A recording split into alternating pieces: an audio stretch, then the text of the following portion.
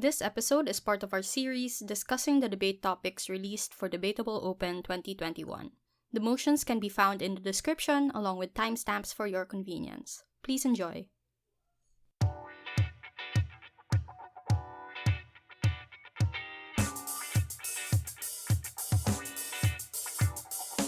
Hello everyone, welcome to another episode of Debatable with your hosts Tina and Kyle. I'm Kyle. I'm Nina. And today we're joined by Joey Manzano. She'll be our next motion contributor in the series. She contributed the science motion set. She was the best judge of the Philippines in PIDC 2018. She was part of the adjudicator core in PIDC 2019. She was also again in the adjudication core NDC 2019. So welcome to the show. Hi! Oh my God, hi, Kyle and Nina. Hello. Thanks for inviting me to your debatable show. I'm so happy Thanks for that you guys being are here. branching out into competitions now. This is so exciting. Yeah, we're also very excited about it. And we asked you for the science set in particular because we Yes. know not only is that a complex theme that a lot of debaters don't usually expect in tournaments, but it's also Yeah. rather difficult. So what do you Yeah. think is unique about science as a set? And what advice would you give debaters who are debating this for them to do it properly? I don't think there's anything particularly unique about it as compared to something like econ or IR, because all of those things require some basic knowledge of the topic. And there are a lot of technicalities behind it. So I guess in many ways it's more similar to a lot of the themes that we expect people to know about in debate. What I think people don't do as much is they don't gamify science motions as much. So, for example, I don't think people strategize as much in science debates, and they just try to blurt out what they know about the topic instead of looking at the things that are crucial in every debate, like look at stakeholders, look at the goals of either sides, in say in an Asian parliamentary. So, I think if anything, people just need to know that a science motion still has to have two sides in a debate, and you have to know who your stakeholders are, what science as an institution wants, what it looks like. I think if anything, that's what people can improve on. Try to gamify it more instead of trying to just blurt out topics. All right. So thank you. We're going to jump straight into the motions because Okay. I'm pretty sure a lot of people are curious about this set. So the first motion is about the information deficit model compared to Yes. the contextual model. Yeah. So the first question we have about this would be Was there a current event or a particular context that inspired this motion? I think it's one of the more recent publications that I was reading about. I think it's more of a response to how science communication has been over the last few years. I mean, we've had the Paris Agreement, but I mean, in the age of Trump, I mean, during his term, it was very difficult to communicate science and for people to resonate with what's being communicated. So there was recently a publication that talked about why it failed or why it's failing, because the truth is the science community still hasn't really let go of the assumption that people just don't know enough. So I think it's really more of where we're going, on how movements have succeeded at present, and on what the science community can learn about how the movements that have succeeded in the last few years can adopt. I think it's really more inspired by those changes. okay, thank you for that. So besides what's already stated in the info slide, what other differences exist with the IDM and contextual model? Would you say that one side inherently would have more or less information than the other? Definitely. I think there would be a greater subjectivity that opposition has to defend in a more contextual model. Or wait, what side I was I? Oh, sorry. In government side, they would have to defend a more subjective side because they would have to defend to some degree certain cultural aspects of societies. They would obviously have to forego the idea of experts having absolute say about what is good and bad in certain policy making. I would imagine in government side that they would have to embrace greater diversity of educational backgrounds, personal backgrounds, in order to truly make the debate as fruitful as possible. Can you give some examples of what a contextual model would look Yeah. like if applied? Yeah. So, for example, if say there's a lot of indigenous communities within your area, I would imagine that there would probably a lot more context about um, the meaning of your land in your history. So I think it's really trying to embrace certain historical aspects that may not necessarily coincide with scientific concepts, right? So science is very numerical, it is very graphical, and there's a lot of evidence that doesn't necessarily translate to a lifestyle. So the contextual model will really have to look at consumption behaviors in the sense of what people like to purchase. It's what people believe in. It's who they believe in. There's really a greater emphasis on how people live and the quality of life that people like to live versus the things they should know. So I think the approach would be different um, for either teams depending on what you're supposed to be defending. Okay, great. That I think that those characterizations are something that both teams would have to agree with in order for the debate to happen. Yes. And I also think that that's like the main clash point in the debate, Yeah. like what should be prioritized. So Yes. given this, what do you think would be good arguments for either side to run? Yeah. Okay. So obviously debates are won by like throwing examples that are favorable for your side, but also like trying to tackle the examples of the other. But there needs to be some again gamifying here where you have to downplay the examples of the other side, right? So in government side, you have to emphasize, I guess, the anti-intellectual movement that rises from populist discourse, and the capitalist discourse. You can talk about how it's so easy for people to fund anti-science rhetoric because science in itself is quite a heartless entity. No one really resonates with science as they do with literature, as they do with music, as they do with sociology or anthropology.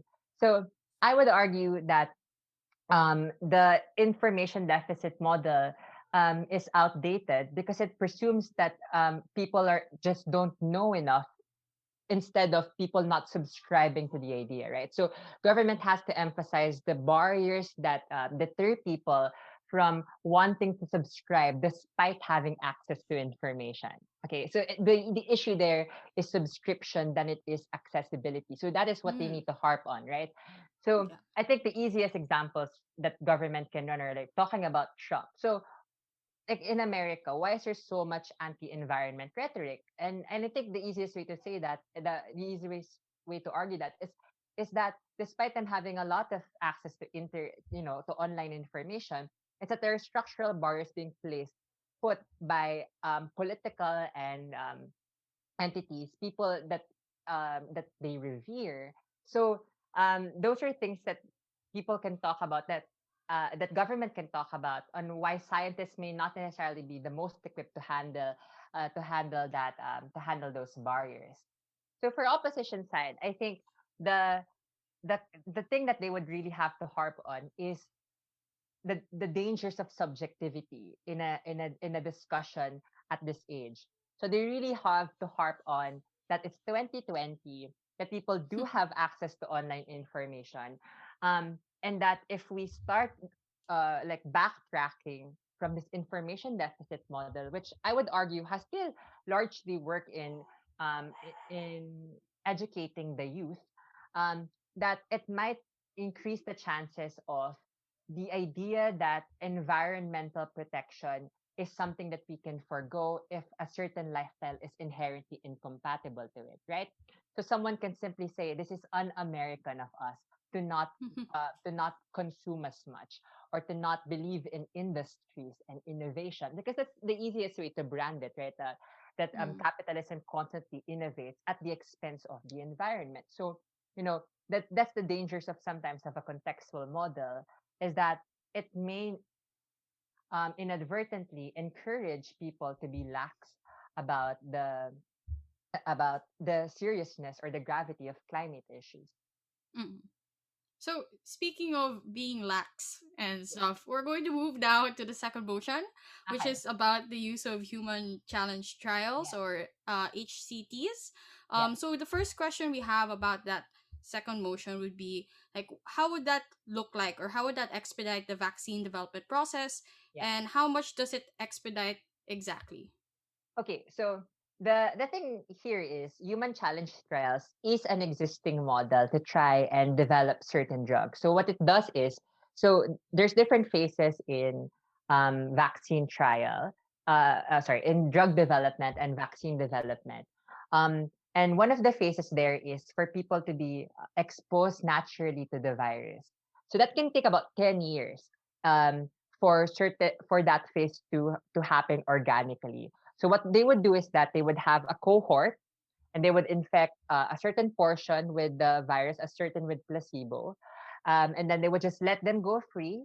And then they would and then for a couple of years, hopefully they would acquire an infection or they be immune with it. They will ask them to return and see how many of those people get infected. So you can imagine the length that it would take in order for vaccine development to work, right? Sorry, vaccine development to happen.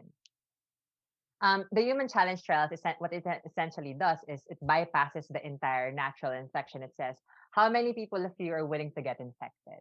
And then it says, come on, okay, we'll infect you naturally if you already have a vaccine and a placebo, right? So it's similar setup. It's hastening things up. From 10 years, it can go to as quickly as within like a year, 10 months. So there's really significant difference with human challenge trials. I guess the heart of the debate here is that there is no one effective treatment, rescue treatment for people who have been infected by COVID. So there is risk so there's an ethical issue here where someone can die um, by acquiring COVID, even if they are healthy, right? So that's kind of like the scary thing about human challenge trials. It's a big thing in the scientific community now because there's been a lot of Nobel laureates who've supported the use of the human challenge trials, but a lot of um, ethical, a lot of, I guess, people outside of the scientific community have expressed their concerns to it, especially people who are not within the fields of vaccine development or drug development, like humanitarian organizations and stuff like those.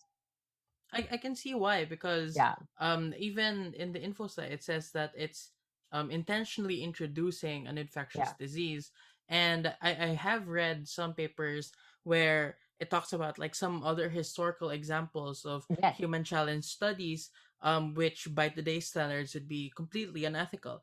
yes, So my next question is, what would a modern human challenge study or human challenge trial even look like? yeah. And would government side be able to provide some sort of like policy or safeguards to better characterize it or to shield themselves from like accusations of not being ethical? Yeah. So definitely, so what they can do is to talk about how they're going to decide on who's going to participate in the study, right? So I think what government has to be able to accept is there is no effective rescue treatment. I think that's why I tried to put it explicitly in the info slide that there is no effective rescue treatment to Mm-hmm. date. So what they can do instead in government side is to defend the idea that what they're going to choose as participants in the cohort are people who develop the severe symptoms. So people who already are healthy, possibly young. So people who are generally healthy. So they're going to try um, the the I guess how would you describe it? A population that will develop the least risk, the least complications as possible. So that is what they can defend. I think government can defend the idea that there are some treatments to help alleviate the symptoms. That is fine, but I think they have to be able to accept that in the worst case scenario, someone can die from this. Yeah. So we already see some clashes there. So obviously Yes. there's the clash on ethics. There's also Yes. the clash on effectivity. Would you also imagine other forms of clashes in this debate? Yes, definitely. I think you can talk about vaccine subscription to science funding and vaccine development. This is what I Ooh. mean by gamifying everything. What I and that's true. If I'm being completely honest, I think there was a time that people would look at like science motions and even like gender motions, and people wanting to immediately go to and go to talk about things that they know, but not look at the entire debate and not gamify it and not, talk about things that may be beneficial in their favor. I think sometimes people are so scared about a certain topic that they just blurt out something thinking that that would be the most strategic instead of actually debating. So, for example, you can talk about how there's already a lot of anti-intellectual movements rising from the failure of handling COVID. The WHO, for example, there was a lot of scrutiny about how the WHO handled the first part of this pandemic, and a lot of people are blaming the WHO for why this pandemic blew up to this proportion. And people, people's complaints are I understand why people have those complaints. I don't completely agree with it, but I see why there's an anti-intellectual movement rising. What I would say is that when you talk about human challenge trials and say someone dies, right? Or someone gets a complication, the media and how they present science, it's just awful. They don't know how to communicate risks properly because that is not the nature of journalism. It is not the nature of journalism to provide boring news because if not, then it wouldn't be in the news. So so part of journalism and the difficulty of like communicating science that it will always slightly be more explosive than we would want. So you can talk about how if someone dies, that's difficult for funding, and that can trickle down to human challenge trials that are actually safer to other diseases, the ones that are that actually need more rapid vaccine development, but can be done safely. So those kinds of things that I think people think about in econ motions or in IR motions, like those strategies, people can do right. People can do here. The good thing is that if you do like things like funding, it expands your stakeholders. So it extends it to other vulnerable actors, right? So yeah, something interesting that I don't think people see a lot of potential. People don't argue as much when I judge rounds that are sciencey. I think that's great. There are already a lot of arguments that you did talk about for this motion. Yeah. Was wondering, what other arguments can Govan upraise? So, like, even the more intuitive Yes. Yes. arguments. What else? Okay. So what I would say is, I how I approach a science motion or a motion that generally is hard to, I guess, um, see in a debate, is I use characters that are easy to visualize. So I try to ask myself who the scientist is, what their incentives, who the people are, what are their incentives, who are the people that we're going to vaccinate, what are their incentives, who are the countries that are most stricken, badly hit by the virus, and then I look at their incentives. I think um, sometimes I worry less about what specifically to argue, and I look at more what you can argue about in terms of the stakeholders that and points of clashes in the debate. And this is where I think people can list a couple of stakeholders and they can blow them up depending on what direction you want to go to.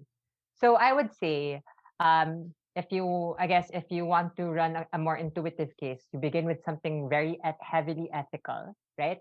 And then you can talk about why people care about the ethics of it.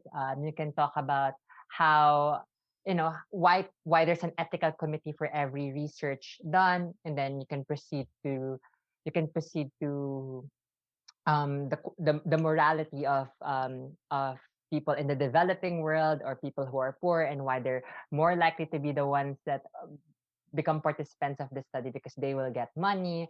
You can talk about racial disparities and how you know And much like in the times of slavery, it's always the poor, the POCs that become the test subjects, but never the white people. There's a Mm-hmm. lot of things. There's a lot of things you can run here, where the problems of science in the past become a reflection of the present and possibly the future. Yeah.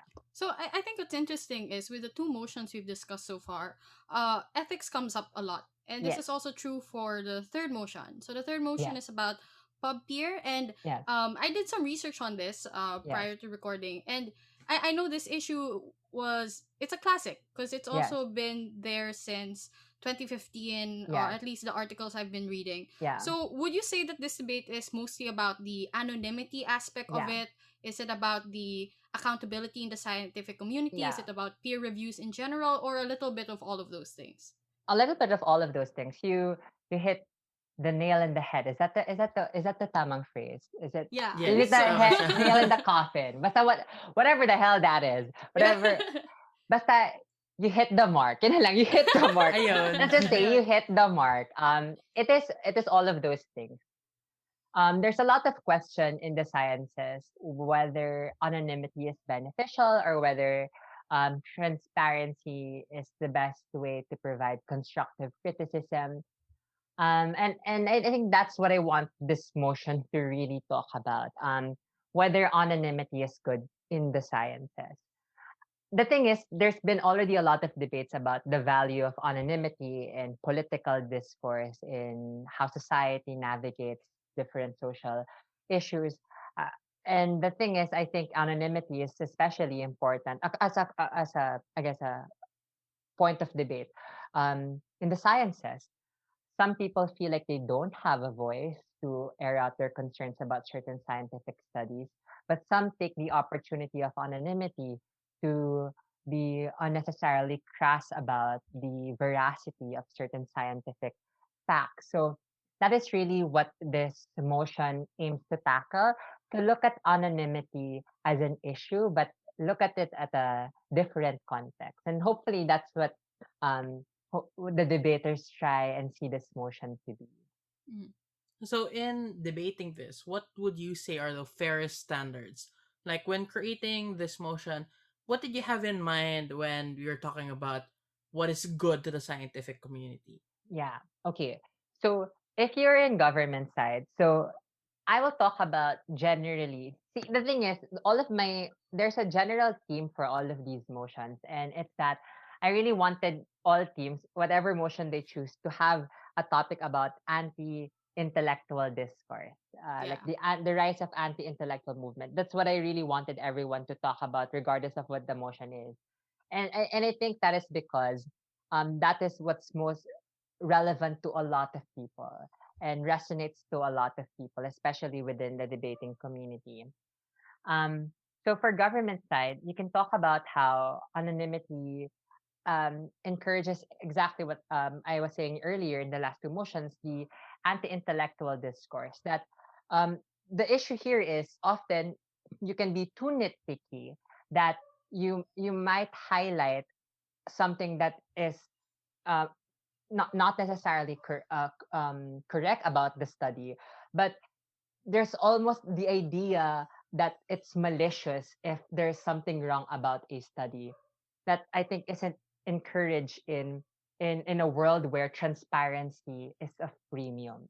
In Mm. anonymity, I think, and this is I think also the issue with things like WikiLeaks, is that people assume that someone who comments about a study or someone who comments about a certain issue, that they're right, or that what they're saying is true, even if we don't know who the person is. And I think that's partly because we like to believe what we like to believe. We like to believe that scientists are heartless, self-interested intellectuals. We like to believe the drama that someone wants to advance in their field, but they're just horrible people. And that's the thing, right? That anonymity encourages. It encourages drama. It encourages that cattiness that I don't think is always helpful when trying to correct a study. So yeah, for opposition, it's like more of recognizing the power asymmetry, right? So I would talk about why anonymity is particularly helpful. I talk about the dominance of certain Western institutions in the field of science, and talk about why they have such a strong, why they have such a why there are such compelling forces in the field. And I'll talk about how anonymity tries to correct that power asymmetry. I think another thing that I'll talk about in opposition is that there's this going trend of people making science but not being able to replicate the study. So so this is what we like to talk about in the sciences, where people always look at what's next, but never what has been done and whether it can work. So that is also another question that I think people in this debate can ask, and it's never just. And I think this is a problem in debate, or actually everyone generally. It's that people always think that innovation is the next step versus versus trying to look at the replicability of a study, the replicability of something. Because when you're trying to establish trends, maybe the next point isn't always the right point to look into, right? So I think if anything, what I really want people to learn from this motion is how to frame a science motion with the right question. Yeah. Well, I'm curious about something regarding Yeah. PubPeer because I wasn't able to really delve into it. Is Yeah. anyone able to make an account? Like, even if Yes. you don't have certification? Yes, yes, yes. So Oh. anyone can really make an account. So that is one of the issues there, right? So that anyone can comment on anything. And to be to be fair, in government side, they can use certain matter like PubPeer has been instrumental in calling out a lot of uh what do you call this? What do you call it when someone does something unprofessional? Problematic? Uh um uh, Unethical? Problematic? yeah, it's something devious. They were able to Mm. discover they were able to discover some data tampering, and they were able Ooh. to call it, and there was proper investigation, and yeah, so they were able to call out scientists who've been dabbling in Photoshop to Oh to to no. Oh try no. to try and make their results as ideal as they can. So in opposition, that is something that they would have to, I guess, capitalize on, and pub that there's an I guess this incentive for journals not to admit corrections when they've Mm. already published something, which is why a pub peer is so beneficial in being able to, I guess, check in the peer review process as a whole. Yeah. So would you say that it's like, I don't know, a natural check and balance to the what do you call this? Like the need that scientists or different researchers feel that they just really want to get published, and that's why they do a lot of things like P p hacking. hacking. Yeah, yeah. That's it. It's democratizing peer review. I think that's a good way Mm. to present it. Okay, I think that's all the motions. Thank you so much for discussing them in depth with us and for the benefit of our Oh, listeners. yeah. But before we go, we have like some final questions, mostly like what Okay. advice the best judge of the Philippines can give and what AdScore can give, what perspectives and what like insights can you give for people who are intimidated by science motions? Um, Admittedly, I've always had a preference for certain motions. Admittedly, Mm. um, um, but what I would say is you have to enter motions that you are uncomfortable with a level of curiosity, and try to be inquisitive. I think the reason why I didn't become as afraid with motions that I didn't necessarily resonate with as much was I started tackling things with the natural curiosity I had for science and for gender and motions that I preferred.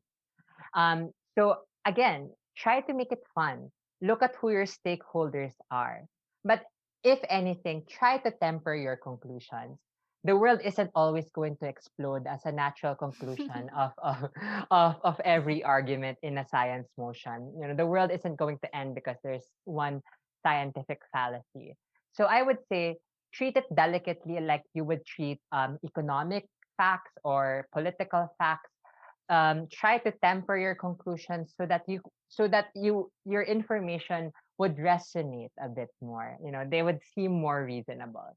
But lastly, it's like um just look at you don't really even have to look at don't even really have to look at the entire issue. Just try and find historical debates that have tackled these, because it's likely that these things have already been tackled before, especially in the field of science. A lot of debates have been recycled, and there's nothing wrong with that, but definitely people's perspectives and examples will change. Hmm. Okay. So even if we go beyond science motions and science as a theme, what advice would you give debaters who are just starting out their debate journey? Because for Debatable Open, most of the participants are actually Yeah. novices. Oh, okay. Okay. Well, hi, novices. That's one thing I wanted to say. Hi. Okay. I think what is most important for me, and I think this is one thing that I recognized early in my career when I was debating actively, and then I kind of lost track of it in the middle, but then I kind of regained it again. Was have fun and settle your expectations. I know everyone is always keen in winning the trophy and winning every tournament. But the truth is, debate invites a lot of intelligent people, and the community is rich with intelligent people. And sometimes there's just some rounds that you will lose because someone just knows more than you do, or someone just practiced on that motion and you weren't able to. So I think when those things become too overwhelming, just remember what your personal goals are. And for me, I remember, and this is what I still hold dearly. Why, when I look at my debating career, I have so much good memories about it. Is that my personal goal was to be able to communicate myself with people, with my family better. And I think I've accomplished that. I think I was able to communicate my confidence, my humanity, you know, and that is something that people won't be able to take away from you, diba? That those things don't trust the ability to think analytically and persuade someone when when you disagree with them. So yeah, just knowing that debate isn't always about the awards, the the people's reverence of you. It's really about you and your personal journey and your journey to be a member of the community, kumbaga. So Wow. ganon. So ganon. Just enjoy, enjoy. It's really That fun. yeah, that's so wholesome. Thank you Yes. so much again for Yes. agreeing to contribute motions to Debatable Open and for hanging out with us in Yes. this episode. That's it for this episode actually. Yay. Um, thank you Yeah. so much. Bye Yay. bye. Bye-bye. Bye. Yay. Bye.